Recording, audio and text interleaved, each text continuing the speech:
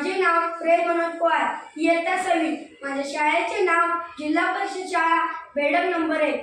मी आज तुम्हाला हिसाबाच्या नीतिकथा यातील एक गोष्ट सांगणार आहे।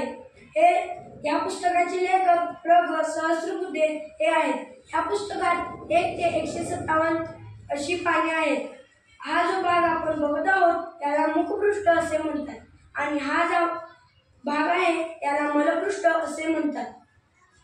यातील एक गोष्ट, एक दिवा ही गोष्ट मी वाचलेली आहे। ती मी माझ्या शब्दात सांगित आहे, ती आपण शांतचित्ताने ऐकून घ्यावी अशी मी नम्र विनंती करतो।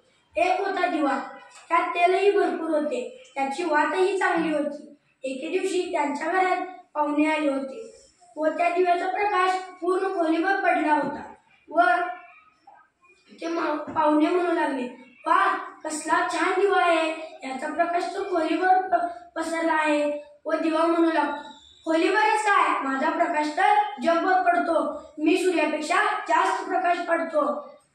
व तेवढ्यात एक वाऱ्याची झुळूक येते व त्या दिव्याला विझवून टाकते। घर मालकीण परत तो दिवा लावते व त्याला म्हणते, अरे दिवा, तू असा गर्व करू नको, तू सूर्याची गोष्ट तर काढूच नको, तो तर स्वयंप्रकाशित आहे, तो पूर्ण जगाला प्रकाश देतो व तारेही कधी एका वाऱ्याच्या झुळकेने विझत नाहीत व त्यांना परत पेटवावे लागत नाही।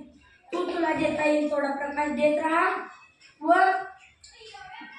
तू कधीही गर्व करू नको। तात्पर्य, अंथरूण पाहून पाय पसरावे। धन्यवाद।